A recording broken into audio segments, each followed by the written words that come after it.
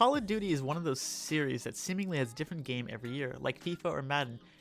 But, unlike FIFA and Madden though, each game is actually different while still retaining its core gameplay. The games have gone through different eras of warfare, usually whiplashing timelines every game. For example, in 2008, World at War came out, taking place in, you guessed it, World War II. God, everyone's way too good at this game still. The year before that, Modern Warfare came out, taking place in a much more modern wartime. Then we had this. That was it. That was play of the game. I'm calling it right now. I just don't understand why. Call of Duty should never have been a hero shooter. It should have stayed where its demographic always has been. 12-year-olds coked up on Adderall and Red Bulls ready to flick on a random passerby's head 23 yards away. But you didn't come to hear about how awful Black Ops 4 was. You came to hear about Call of Duty Black Ops Cold War, a game title so long it is only beaten out by Under Night In Birth X Late CLR. Like, who the hell comes up with this stuff, seriously? Call of Duty has 3 distinct timelines: the past, the present, and garbage. Each time frame has something that makes them unique and fun to play. Modern timelines have cool and fun kill streaks. Past time frames have cool older weapons and maps based on historical places. The future has... Personally, I'm a much bigger fan of the games that take place between World War II and the early 90s, so Black Ops Cold War was right up my alley. This review is going to be split between 3 parts: campaign, multiplayer, and zombies. I'll leave a note for where each starts in case you want to skip to that area in particular. Something big is gonna happen. Something that will affect the free world. I know no one buys Call of Duty for the campaigns, but I actually enjoy them. Most of them are a fun little story to tell, and I actually cared for a few of the characters in the previous Call of Duties. Modern Warfare 2's Ghost is the one that comes to mind. Sleep tight, Prince. This year, the campaign was actually pretty good. I really liked the story, and the gameplay felt really good to play. There's a lot to like about the story. For one, you have multiple decisions which would affect your gameplay. Different guns, psychological profiles, and even having the option to kill certain characters in the story or capture them. They changed the ending of the game, and yeah, there's also different endings. I really fucks with games that have multiple endings, so this is pretty cool. The premise of the story is you are a group of Black Ops. I'm sorry, I mean African American Ops. Your goal is to search for the elusive Perseus, a hypothetical spy that breached the US government and infiltrated the Manhattan Project. Your goal is to find him and take him down.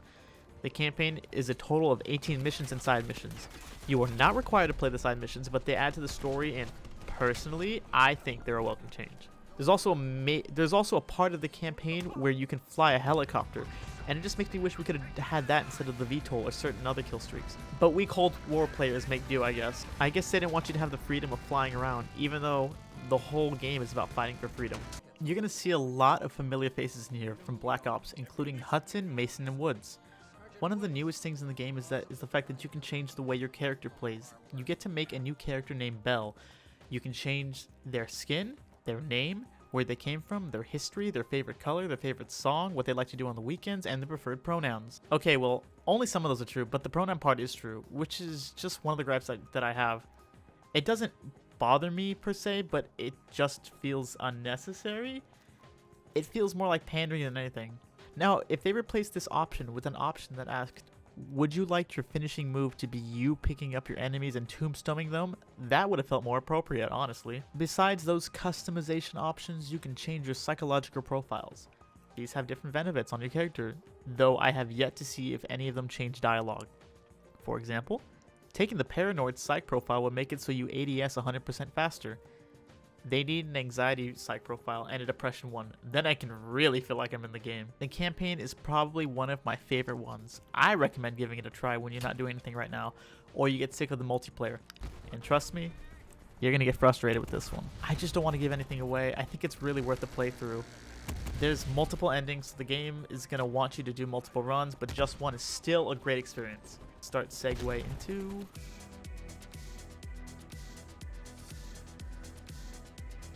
Call of Duty's multiplayer is always the same fundamentally, with a few new upgrades each game. You run, you gun, you die. You get kill streaks for doing good, and if you're bad, you get nothing! You lose! The gunplay in this game feels good to me. Really good. It feels like it has weight to it. Most of the guns feel good to use, some better than others. Speaking of good, some guns are just straight bullshit. The MP5 was so broken it needed a patch to nerf it within the first 5 days. And it's still fucking good. Shotguns are secondaries again, and they're fucking crazy strong, so that's bullshit too. You'd be hard-pressed to find anybody not running a shotgun as a secondary.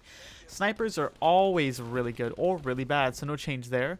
The lethals are surprisingly well balanced. Every option feels viable to me. Now the tacticals, that's a whole nother story.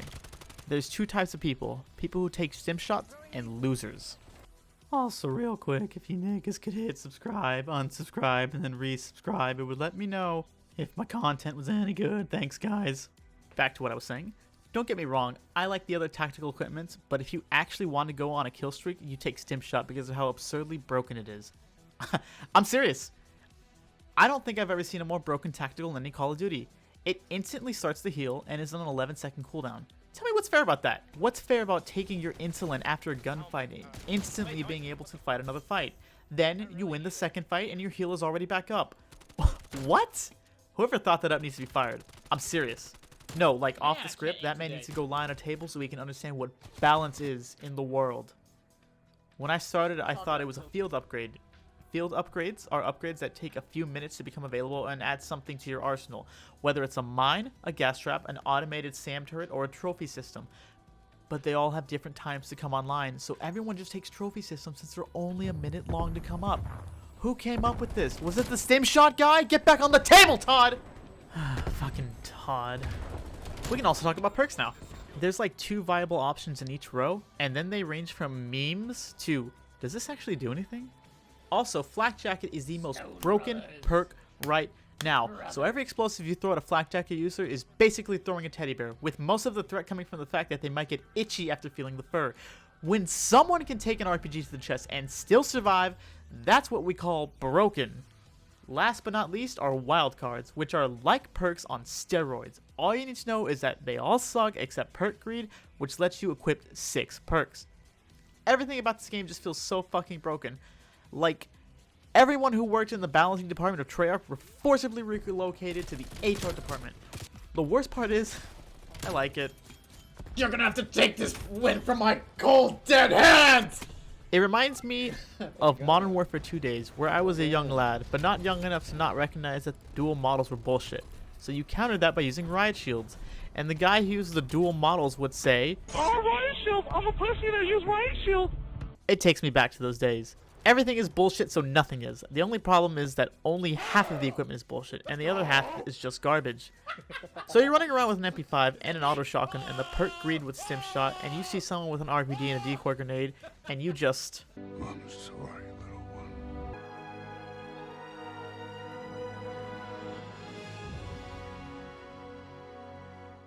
There are no random characters again. Instead, you opt to play from a small pool of characters from each side, NATO or the Warsaw Pact. There's about 14 in total, but whoops, did I say 14? I mean 3, because you're only going to see Park, Port Nova, and Woods. Some of the maps are just irredeemable dog shit. I'd rather have the Holocaust happen every 4 years, like the Olympics, than have to play Checkmate again. I find myself more relieved to have gotten an okay map than happy to have gotten one I like. There's no really small maps except Nuketown, but there are some really big ones, like Miami and Armada. It feels like most of the maps were made for Hardpoint and Domination, as opposed to the other modes. I should know. I have my Domination badge of approval. I wear it around when I go to the grocery store and let people know that yes, I do play Call of Duty, and yes, I have 200 IQ because I don't play TDM. While most maps are suited well for Hardpoint and Domination, some feel like they are made specifically for Combined Arms, like Armada or Crossroads. In Combined Arms and Fireteam, there are vehicles and the maps open up to be bigger than normal, allowing for much more expansive fights.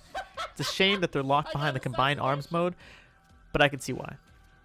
If they allowed the Crossroads map the way they are into the normal games, no one would be fighting each other. It'd be like fighting on Germa's dump truck ass.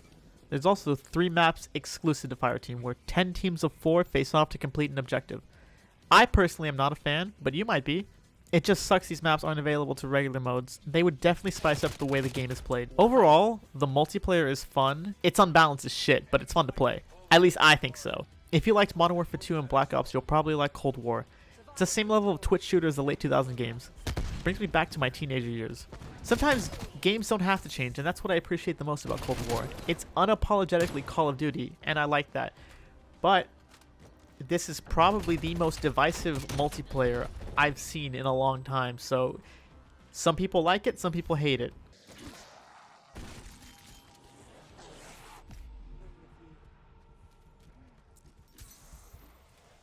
Probably the biggest seller for Treyarch games is the Zombies mode. I know people who would get the game just for zombies because of how good they have been, and here is no different. Never underestimate how popular Zombies is. They should seriously just make a zombie standalone because I can't believe some of the older Call of Duty prices still. Nearly 10 years later. Seriously? Seriously. Black Ops 1 is $40. This is not a joke. I'm not memeing. Seriously, go check Steam. I'm not kidding. I really wanted to pick it up, but not for $40. It's highway robbery. Zombies in this iteration is taking a lot of the old and revamping it with some of the new. For example, perks are still the same price, however buying a second perk adds the amount needed for the perk by 500. At 3 perks it's 1,000 extra, at 4 perks 1,500, and so on. So it really makes you work for those perks. Also, going down no longer makes you lose your perks instantly. Now when you go down, the last perk you bought is lost instantly, and as your timer bar goes down, you'll slowly lose more perks. So if you get revived at 60%, you'll lose the last 2 perks you bought. However, if your teammates aren't shit, you'll only lose 1 perk if they pick you up right away. And this is good because it doesn't make you feel like everything is insurmountable until you get your perks again, so make sure to buy Jug first. Most of the weapons in the game are regular multiplayer weapons, and for the first time in Call of Duty history, you can level up your weapons in Zombies, and those levels will carry over to multiplayer. Say you want to level up a pistol, for some fucking reason, I don't know, but you hate using it without a few attachments. We'll pop that bitch into Zombies and level up until your desired level, and BAM! You can get some attachments. Also, shotguns are fucking amazing in Zombies, something I know is very taboo to the zombie community. Now, if only they could do it for the RPGs. One thing that bothers me, but still pertains to weapons, is that I feel wall buys aren't as impactful to me. Before you used to have to buy weapons until you could get a good weapon from the mystery box, but now it just feels like it's better to wait. Especially because you can bring in your own guns now. In another new mechanic, you can now create a class and bring in a weaponry with you from outside, instead of starting with a pistol. I sort of like the idea because it feels like, because it makes it feel useful instead of the slow ass pistols. But now it feels like it's not worth picking up wall weapons. Although these guns are only good until round 10 because these are rarity 1, the new rarity system for guns goes like this. Common, uncommon, rare, epic, and legendary. Each tier does a damage increase and you get extra attachments relative to the tier. The ray gun is back, and a new wonder weapon, the Die, which has 4 elemental upgrades. Pack a Punch is also back, and with a slew of upgrades. You can now pack a punch your weapon. You can now pack a punch your weapon 3 times total and add elements to your bullets, changing how your gun works. There are also abilities in your credit class. There are 5 total, 1 that makes you go invisible, 1 that slows enemies, 1 that heals, 1 that puts down a mine, and 1 that puts you on fire and increases your damage for a bit. These are basically big superpowers that you can use when you're in a jam. I really, really like these. Also, they added armor, and it feels like it's required to survive the later rounds. I don't really like having it because it feels really unfair, but I mean, whatever. I just wish the armor breaking sound didn't have to be 30 decibels higher than the rest of the game. Now for the things I don't like. There's only one map, a reimagining of Nocturne and Toten. While I love the map, I feel it's not enough to keep me coming back. I'd love to get to higher rounds, but not only is it exhausting playing the same map over and over, my friends are baby back bitches and refuse to get past round 30 because they're bored, or they have to go to work in the morning, or they have to wake up for a funeral tomorrow. Just admit you're not man enough already. Thankfully, every 5 rounds now you can exfil as a means of actually quitting the game instead of having to die. My friends use this a lot. Fucking up an exfil goes something like this though. Hiya, Barbie. Hi, Ken. You wanna go for a ride? Sure, Ken. Jump in.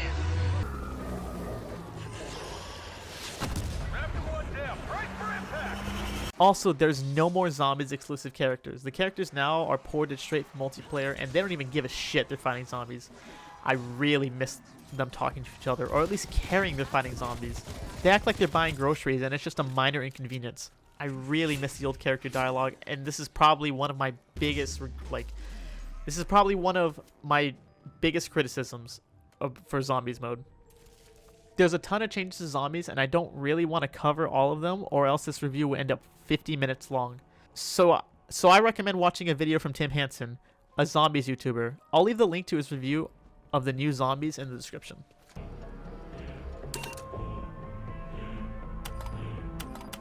All in all, this is probably one of the most divisive Call of Duties I've ever heard about and played. Call of Duty Cold War is a mostly good game. If you enjoy Call of Duty games, you might enjoy this one. A lot of people really don't like it, but I am one of the few, I believe the minority, who really did enjoy it. I really like the zombies in the multiplayer, and the campaign is definitely a much more unique one than other ones, and I hope they continue the trend of it. The biggest issue to me are multiplayer balancing. Some things are complete bullshit, looking at you, Flak Jacket, but I really did like the game. I give this game 6 carrots out of 10.